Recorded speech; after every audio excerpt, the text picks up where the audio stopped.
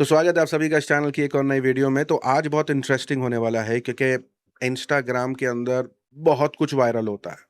अब देखिए, यूट्यूब का इशू ये है कि इस पर मेहनत करना और उस सालों की मेहनत, फिर जाकर के कुछ आवाज़ें आपके सामने दिखती हैं। इंस्टाग्राम पर एक आध महीने में भी ठीक ठाक मेहनत करेगा तो वहाँ लोगों तक बात पहुँचती है। तो इंस्टाग्राम पर बहुत कुछ वायरल होता है।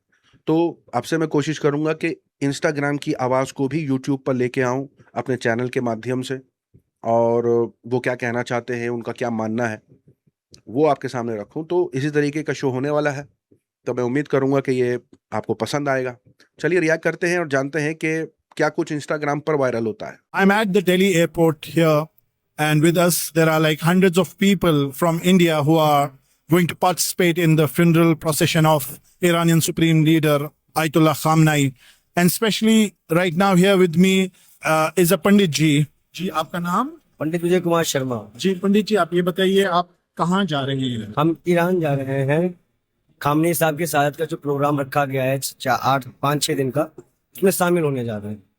और हमें खुशी है कि हम ईरान की धरती जा रहे हैं, वीरों की धरती पे जा रहे हैं। और तू किस बात का है, किस मौके पे? तो अभी आपके इमोशंस कैसे हैं और आप क्या फील कर रहे हैं? फील ये कर रहे हैं कि हाँ, सारे वहाँ के सभी ईरान के लोगों से मिलने का जो खुशी होगी, उन ताकतवर लोगों से जिन्होंने अपने मुल्क के लिए एकजुट हो गए, सुपर पावर से मिल गए। जब जब सुपर पावर धमकी देता था तब उनकी सड़कें भर जाया करती थी वहां के अवाम से। ये बहुत बड़ी ताकत और हिम्मत है। मतलब खामनेई साहब ने अपने नाम से और अपने काम से लोगों को बना रखा था। मतलब अगर आज आप यह कह सकते हैं कि अगर एक अकेला हुसैनी है तो जितने यजीदी थे सब झुक गए। अब करबला याद आ गया है, और जब जब करबला होती है इस्लाम में। ऐसे तो पूरे दुनिया के मुसलमान हैं वो जाएंगे यहाँ, आप एज अ नॉन मुस्लिम आप इसको कैसे देखते हैं कि आपके लिए जरूरी था ये जाना वहाँ? ये जो हुसैन का है वो इंसानियत का है। हुसैन का होने के लिए किसी धर्म का होना जरूरत नहीं है। और ना ही हुसैन ने कभी कहा है कि जो मुसलमान होगा वही हुसैन हो, हुसैनियत को मानेगा। हम लोग पक्के मौलाई हैं, मौला को मानने चाहने वाले हैं, मानने वाले हैं। और जहां जहां भी मौला की बात रखने का मौका मिलेगा, हमारी गर्दन भी अगर आप काट देंगे पर हम बात कह के। वाह वाह, इसी की बात कर रहा था। बेहतरीन। मतलब ये चीज़ तो इंस्टाग्राम पर ज़्यादा दिख रही है। मैं ये नोटिस कर रहा हूँ कि वहाँ लोग आज़ादी से अपनी बात को रख भी पा रहे हैं। यूट्यूब पर थोड़ा सा डिफरेंट हो रहा है मैटर।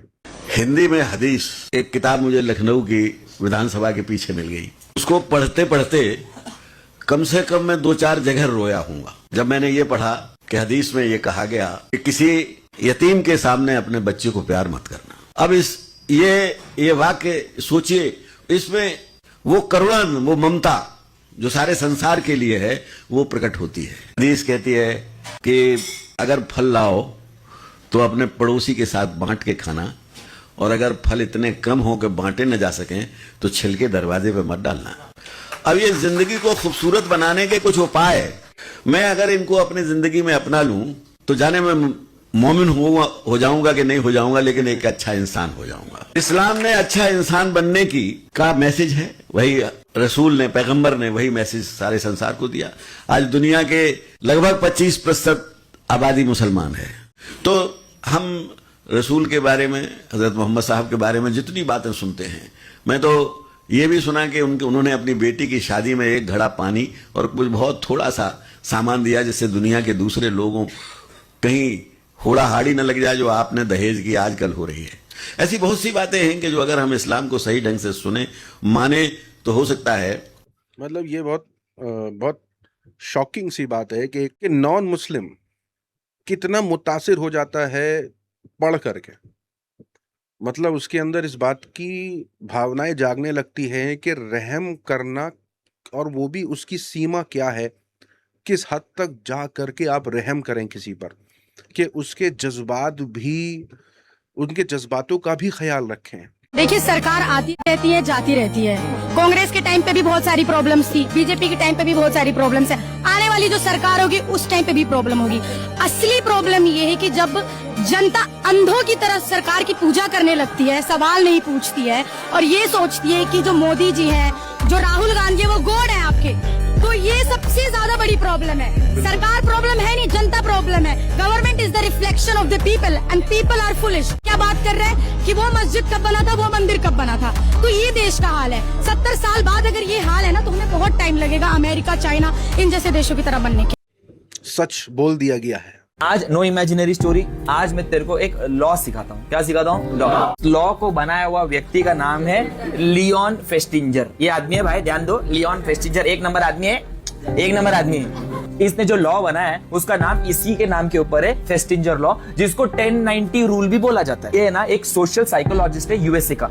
इसने इस फेस्टिंजर लॉ को समझाने के लिए एक छोटा सा एग्जाम्पल दिया। एक शिकारी शिकार करने के लिए एक फॉरेस्ट पे जाता है। जाने के टाइम पे उधर क्या करता है, एक पत्थर लेता है और पत्थर लेके एक पेड़, जिधर ज्यादा पेड़ रहता है ना, वो पेड़ की ओर फेंक देता है। अब वो पत्थर क्या करता है, पेड़ में जाके लगता है और लगने के बाद नीचे पत्थर के साथ लग के आवाज आता है। देख, आज जो बोलने जा रहा हूं इसका मीनिंग थोड़ा डीप है। अगर तेरे को समझ आया तो समझ आया, नहीं समझ आया तो इग्नोर करना। तो जैसे वो पत्थर का आवाज लगता है ना, ये आवाज अब दो लोग सुनते, एक डियर और एक बफेलो। डियर जैसे वो आवाज सुनता है ना, उस आवाज को सुन के इग्नोर करता है, घास जो है वो थोड़ा बहुत खाता है और सुमड़ी में फॉरेस्ट के अंदर से निकल जाता है। बफेलो जब ये आवाज सुनता है ना, तो सुन के क्या करता है, इरिटेट हो जाता है, गुस्से में आ जाता है और इधर उधर भाग के क्या करता है पता है, फॉरेस्ट से भागने को निकलता है। और जैसे वो भागने को निकलता है, शिकारी की नजर पे वो आता है, एक मजबूत एक तीर छोड़ता है, डायरेक्ट बफेलो के गले पे लगता है, बफेलो उधर ही गिर के मर जाता है। इसको 1090 रूल बोला जाता है। क्या? सुन, अकॉर्डिंग टू लियोन फेस्टिंजर, एक 1090 रूल का मतलब अपने साथ जो लाइफ में होता है ना गाइस, वो 10% चीज ही है, बट उसके आगे जो तेरे साथ होने वाला है ना, 90% चीज वो क्या है पता है? The way how you react. तू कैसा रिएक्ट करने वाला है ना, उसके ऊपर बचा हुआ 90% डिपेंड करता है। अब तू मेरे को देख के बोलेगा, संजय सर ये सब हमको क्यों बता रहे हो? अगर कोई भी व्यक्ति तेरे को प्रोवोक कर रहा है, बिना वजह झगड़े के लिए अगर तेरे को खींच रहा है, मेरा रिक्वेस्ट है मेरे सभी लोगों से, भाड़ में गया कोई तेरे को डरपोक बोले, भाड़ में गया तेरे को कोई कुछ भी बोले, झगड़ा जैसा सिचुएशन आते ही इग्नोर करके आगे जाना ही आज के लिए बेस्ट एडवाइस हो सकता है। मतलब आज हम इतना आगे आ गए हैं जहां हमें लोगों को ये समझाना पड़ रहा है कि भाई मुंह नहीं लगना है, क्योंकि सेफ नहीं है मामला, बहुत डेंजरस हो गया। कौन किस मिजाज में बैठा है, कितना जाहिल है, एंड इससे कोई लेना देना नहीं है वो कहाँ से आता है, कैसा है। आप ट्रस्ट नहीं कर सकते लोगों के मिजाज में। और सच में हाँ, 10% ही हालात आते हैं, 90% हमारा उस पर रिएक्ट करना है। और मैंने अपनी प्रीवियस वीडियो में भी यही दर्शाने और बताने की कोशिश करी, भाई वो रिएक्शन भी जो हमारे अंदर आता है ना, वो हमारे बिलीफ सिस्टम से आता है। एंड वो बिलीफ ही अगर कमज़ोर होगा कि अगर हम में सहना, माफ़ करना, है ना, बर्दाश्त, ये तमाम चीज़ें नहीं होंगी और हम सब कुछ अपने लिए कर रहे होंगे, अपनी ईगो के लिए कर रहे होंगे, तो हम बहुत रिएक्ट करेंगे। तुम्हें पता है फीफा वर्ल्ड कप देखने में कितना मजा आ रहा है? तुम्हें क्या पता, तुम तो सो जाती हो। कौन?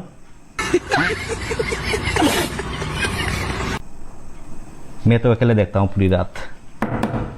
कौन है? डिप्रेशन। समझ में आया? फिर तो देखे। तुम्हें पता है फीफा वर्ल्ड कप देखने में कितना मजा आ रहा है? तुम्हें क्या पता, तुम तो सो जाती हो। कौन? खुद यह थोड़ी मार रहा भाई ये। मैं अभी चाइना में हूँ और यहाँ पे इन्होंने साबित कर दिया है कि अगर आप अपने दिमाग का 100% यूज करोगे तो उससे कुछ भी करवाया जा सकता है। जैसे अभी मैं अपनी ब्रेन की कंसंट्रेशन पावर से इस कार को कंट्रोल कर पा रहा हूँ। ये जो डिवाइस मेरे सिर पे है, ये ब्रेन वेव्स को सेंस कर लेता है। तो यहाँ पे मैं जितना फोकस कर रहा हूँ, पानी उतनी ही ऊपर उछल रहा है। जैसे ही मेरा फोकस हटा और ये पानी ड्रॉप हो गया, भाई मैं सच में इसको कंट्रोल कर पा रहा हूँ। तो अब ये डिवाइस हम दोनों ने पहन लिया है और अब होने वाली है हमारी कार रेसिंग। जितना स्ट्रॉन्ग फोकस उतनी तेज कार भागेगी। तो भाई मेरा दिमाग भाई से ज्यादा तेज है। इवन इस ड्रोन को भाई मार्केट में तो गेम्स को रिप्लेस करने के लिए ये आने वाला है। लोग अब हाथ छोड़ करके दिमाग में लगाएंगे रिमोट। मैं एक मुसलमान हूँ और मैंने पुरानी वाली और नई वाली दोनों महाभारत देखी है। पांडु पुत्र गुरु द्रोण के शिष्य गांडीवधारी अर्जुन युद्ध के दौरान जिस रथ पर बैठे थे, जिस रथ पे स्वयं कृष्ण उनके सारथी थे, रथ युद्ध का हो या जीवन का, मैं उत्तम सारथी हूँ पार्थ। जिस रथ पे गीता का जन्म हुआ, उस रथ की ध्वज पर हनुमान जी विराजमान थे। तुम्हारा रथ स्वयं अग्निदेव की भेंट है और तुम्हारे ध्वज पर श्री हनुमान साक्षात तुम्हारी रक्षा करें। ध्वज पर रिस्पेक्ट समझ रहे हैं आप? और अब ये देखिए, ये वो क्लिप दिखा रहा है जिसमें एक भाजपा के मंत्री की रास्ते से रैली जा रही थी और वहां जो भाजपा समर्थक था वो हनुमान का ड्रेस करके आके सामने नाच रहा था। तो किस तरीके से डिसरिस्पेक्ट किया गया और उस पर आउटरीच भी नहीं हुआ, उस पर बोल रहा है। पर यहाँ मैं सबसे एक सवाल पूछना चाहता हूँ। ये देखकर सच बताओ, आपको कैसा लग रहा है? मुझे तो डर लग रहा है। मालूम है क्यों? हनुमान जी सिर्फ एक पॉलिटिकल सिंबल बना दिए गए हैं, जबकि वो धर्म का सिंबल थे। यहाँ धर्म का मतलब है कर्तव्य का पालन, सच्चाई का रास्ता, नैतिक जिम्मेदारी, खुद को हनुमान जी जैसा बनाना, ठीक वैसे जैसे आपके दिल में भी राम बसते हो, सिर्फ जुबान पर नहीं। कितना कितना सब कुछ अलग हो गया ना। यूट्यूब पर ऐसा नहीं है, ये सारी वीडियोस इंस्टाग्राम पर हैं और इंस्टाग्राम पर कैसे लोग एक दूसरे के रिलीजन को समझने लगे हैं, उनके मान्यताओं को रिस्पेक्ट करने लगे हैं, एक दूसरे के लिए बोलने लगे हैं। मतलब एक पॉइंट था जहां लोग, एक हिस्सा अभी भी है जहां लोग एक दूसरे के रिलीजन पर सवाल उठा रहे हैं, बुरा भला कह रहे हैं, लेकिन उससे कई ज्यादा तादाद में लोग जो है ना वो एक दूसरे के मान्यताओं को, जिस हिसाब से वो रिलीजन को समझते हैं, अपने अपने कल्चर, अपने अपनी भाषा में जो चीज उनकी किताबों में लिखी है उसको अब वो समझने लगे हैं, उसकी गहराई समझने लगे हैं, है ना। वो बात सिर्फ अब ये नहीं है कि हनुमान है, वो भी जानते हैं कि उनका मकसद क्या है। सिर्फ राम है तो राम का मकसद क्या है ना। वैसे ही जो कुछ नॉन मुस्लिम्स हैं वो समझाने लगे हैं प्रॉफिट कौन है, सहाबाओं के बारे में बातें हो रही हैं, हदीसों पर बातें हो रही हैं। मतलब इस लिहाज से तो भाई अच्छी तरफ जा रहा है।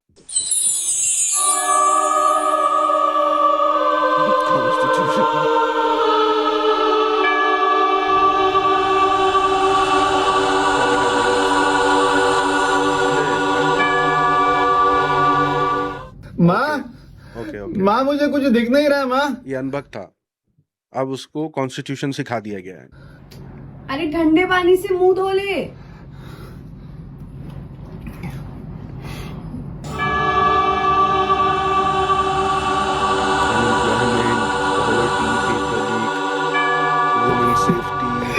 माँ, माँ मुझे सब दिख रहा है माँ।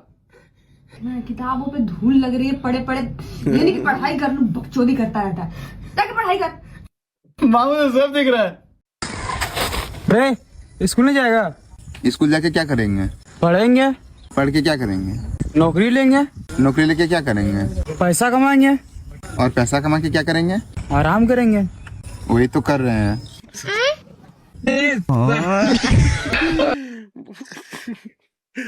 गोल समझ गया लड़का। लेकिन बॉस तब पॉकेट में पैसे होंगे, अभी पॉकेट में पैसे नहीं है। पॉकेट में पैसे आने के बाद आराम करने में और बिना पॉकेट में पैसे हुए आराम करने में फर्क है भाई। आज के लिए इतना ही। अपनी राय सुझाव कमेंट में जरूर बताइएगा। मिलूंगा अगले वीडियो में। अपना ख्याल रखें।